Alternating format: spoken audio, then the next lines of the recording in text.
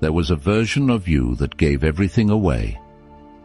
A raised eyebrow, and your confidence cracked. One critical comment, and you spent the whole drive home rebuilding your case. Someone ignored you, and you spent the afternoon wondering what you'd done wrong. You were so open, so available to the world's opinion of you, that almost anything could find its way in and rearrange the furniture. Maybe that version isn't entirely past tense. That's not a flaw. That's just an unfinished education. Nobody handed you the manual for this. Nobody sat you down and explained that most of what you react to doesn't require a reaction. That the insult only has power if you pick it up. That the chaos only moves you if you let it find a foothold. The Stoics built an entire philosophy around this single insight, that between the world's noise and your response to it, there is a gap, small at first, nearly invisible, but everything lives in that gap. Your composure, your clarity, your power, the version of you that cannot be rattled, manipulated, or diminished by things you were never meant to carry. Learning to act as if nothing bothers you is not about becoming unreachable. It's about becoming selective, deciding what deserves your energy, deciding who gets access to your peace. Most people hand that access out freely, without even noticing. You don't have to. And if you're ready to stop giving it away, drop unshakable in the comments. Let that be your line in the sand. Think about the last time someone got under your skin. Maybe it was a comment at work, something dismissive, something that implied you weren't quite good enough. Maybe it was a message that came in wrong, a tone that felt like a slight, or someone cutting you off in traffic and somehow ruining the next 20 minutes of your morning. You replayed it. You rehearsed what you should have said. You let it bleed into the rest of your day like ink dropped in water, spreading, coloring everything it touched. And here's the brutal truth about that moment. They probably forgot it 5 minutes later. You carried it for hours. That's the cost of reactivity. It's not just the flare of anger or the sting of embarrassment. It's the tax, the invisible toll that every unchecked reaction places on your energy, your focus, and your sense of self. Every time the world pushes and you automatically push back, you're spending something you can't get a refund on. Psychologists call it the amygdala hijack. When your brain perceives a threat, and to a reactive mind, an insult can register like a physical attack, your rational thinking gets overridden. You're no longer responding with your full intelligence. You're operating from the most ancient reactive part of your nervous system, fight, flee, or freeze. Designed for survival, terrible for modern life. And the people who know this, they use it against you. There's a reason skilled manipulators provoke. There's a reason certain people push your buttons with such precision. Because a reactive person is a predictable person. Once someone knows what moves you, what insults sting, what situations unravel you, what words make you lose your composure, they own a map to your control panel, and they will use it, consciously or not, every time. Marcus Aurelius understood this in the 2nd century. Ruling an empire from the inside of constant crisis, he wrote to himself in what we now call the Meditations, not for publication, but as private discipline, reminders that external events held no power unless he granted it. That the chaos outside was real, but the chaos inside was a choice. Most people never examine this. They live their entire lives believing that their reactions are simply who they are. That if something bothers them, it's because it deserves to bother them. That their emotional responses are honest, automatic, and beyond their control. But what if that's the story that keeps you stuck? The Stoics weren't trying to make you cold. They were trying to show you something far more valuable, that between every provocation and every response there is a space, and in that space lives your power. Epictetus was a slave. Not metaphorically, not in the modern sense of being trapped by circumstance or obligation. He was owned. His freedom wasn't theoretical, it was physically absent. His master, by one account, once twisted his leg to demonstrate control, and Epictetus, without flinching, simply said, "You're going to break it." The leg broke. He remained calm. That story isn't about pain tolerance. It's about something much harder to build, the absolute refusal to let external conditions determine your internal state. Epictetus eventually gained his freedom, went on to teach philosophy, and became one of the most influential Stoic thinkers in history. His central teaching was radical in its simplicity. There are things within your control and things outside it. Your opinions, your desires, your responses, these are yours. Everything else, other people's actions, the weather, your reputation, your circumstances, these are not. And the moment you stop trying to control what was never yours to control, something shifts. You become, as he described it, undefeatable. Not because nothing can harm you, but because nothing can reach you in the way that matters most. Marcus Aurelius took this framework and applied it to empire. He faced barbarian invasions, plague, economic collapse, and personal betrayal. His co-emperor Lucius Verus died. His wife was suspected of infidelity. His own son Commodus would later become Rome's great disappointment. And yet the Meditations reads not as the journals of a broken man, but of someone perpetually returning to center, reminding himself again and again, you have power over your mind, not outside events. Realize this, and you will find strength. That's not a motivational poster. That was a man's daily survival strategy for governing the most powerful empire on earth while holding himself together. Seneca, writing from Rome's aristocratic circles, captured the emotional cost even more directly.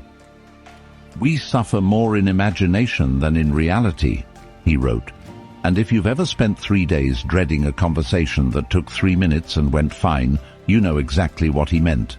The mind amplifies, it dramatizes, it rehearses catastrophe, and untrained, it pulls you into suffering that exists entirely in your head." What the Stoics understood, all three of them, across different lives and different circumstances, is that the world will always be noisy, people will always be difficult, setbacks will always arrive uninvited. The variable isn't the chaos, the variable is you, specifically how deeply you let it in and how long you let it stay. That's not passivity, that's precision. There's a word the Stoics use that tends to get misunderstood, apatheia. It doesn't mean apathy in the way we use it today, that hollow, disconnected numbness where nothing matters and nothing moves you. That's not what they were after. Apatheia, in the Stoic sense, means freedom from destructive passions. It means the absence of being ruled by emotion, not the absence of emotion itself. This is a critical distinction, because one of the most common misreadings of Stoicism is that it asks you to become a stone, expressionless, detached, robotic. People hear, act as if nothing bothers you, and imagine someone suppressing everything, white-knuckling their way through difficulty, pretending the world isn't affecting them while quietly dying inside. That's not this. What the philosophy actually proposes is more sophisticated than suppression. It's reappraisal.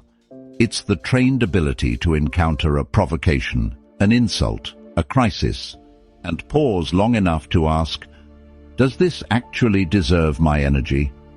Not whether it's unpleasant, not whether it's unfair. Those things may be true, but whether it merits the response your body wants to give it automatically. Cato the Younger understood this intuitively.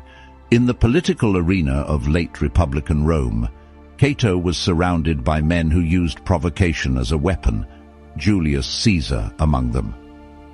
Caesar was brilliant, charming, and politically ruthless. He understood that destabilizing your opponents emotionally was half the battle. A flustered senator is a compromised one, but Cato refused to be baited, not out of fear, not out of weakness, but because he recognized that the provocation was the trap, and stepping into it meant surrendering the ground he stood on. That composure became his reputation, his power, his identity. Here's what indifference, properly understood, actually gives you. It gives you back the response instead of the reaction. A reaction is automatic. It happens to you. A response is deliberate. You choose it. And the difference between those two things, over a lifetime, is the difference between being driven and being the driver. When you practice acting as if nothing bothers you, you aren't pretending the thing didn't happen. You're deciding what it means. You're choosing how much of your internal real estate it gets to occupy, and for how long. You're exercising, in Epictetus's framework, the only freedom that truly belongs to you. The Stoics didn't promise that life would stop being difficult. They promised something better. That difficulty would stop having the same power over you. And that, as Marcus Aurelius might have whispered to himself on some late Roman night, is enough. So, what does this actually look like in a real life, on a real Tuesday, when someone says something that lands wrong and your chest tightens before your brain catches up? It starts with the pause. Not the dramatic theatrical pause where you visibly compose yourself and everyone notices.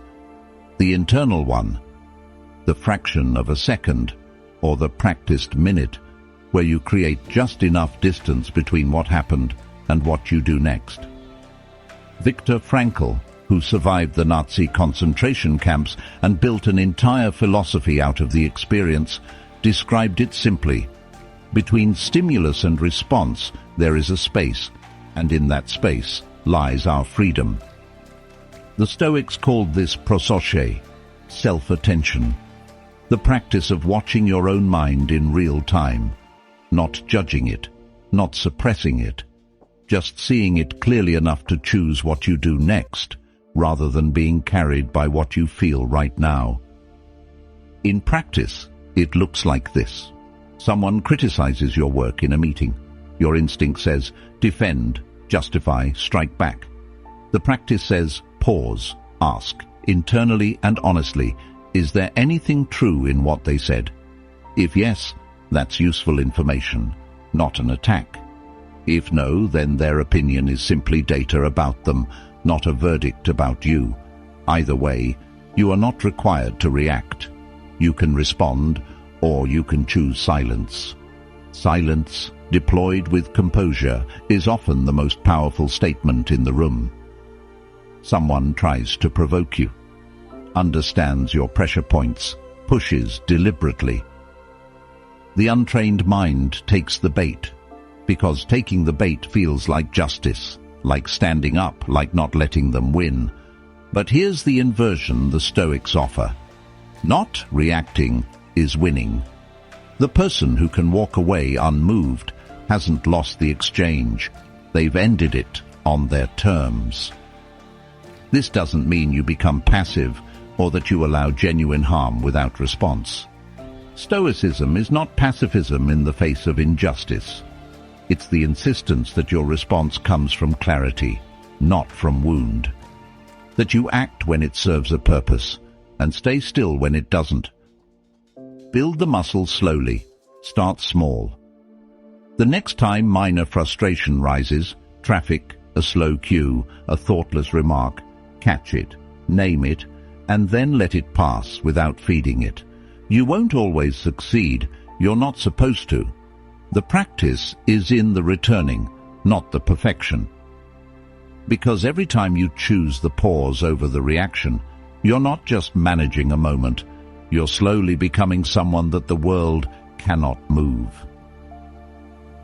Here's what changes when you actually build this. Not overnight, not after one video or one good week, but slowly, steadily, through the accumulation of small choices, the provocation you didn't chase, the bait you didn't take, the reaction you swallowed not out of fear but out of power. Something in you begins to shift. People around you notice first, usually. There's a quality to someone who cannot be rattled that most people find simultaneously calming and a little unsettling. Calming because they create stability. Unsettling because they're unpredictable in the most important way. You can't move them with the tools that move everyone else. Insults don't land the same way. Provocations don't produce the expected response. Chaos doesn't unravel them. That quality has a name. It's called presence. Real presence. Not performative confidence or loud authority, but the quiet, immovable kind that comes from a person who knows exactly where they stand and cannot be pushed off it. Marcus Aurelius had it. Cato had it. You've almost certainly met someone who had even a fraction of it, and you remember them. Because people who are genuinely unshakable leave an impression that the loudest people in the room rarely do. But the deeper transformation isn't about how others perceive you. It's about your relationship with your own life. When you stop being at the mercy of every opinion, every setback, every moment that doesn't go the way you planned, you stop spending your energy on recovery. You stop burning hours replaying conversations, nursing grudges, rehearsing arguments that will never happen. You stop outsourcing your emotional state to people and circumstances you cannot control. And all of that reclaimed energy, it goes somewhere, into clarity, into focus, into building the things that actually matter to you. The Stoics weren't chasing peace as an end in itself. They were clearing the ground so that something real could grow there. Equanimity wasn't the destination,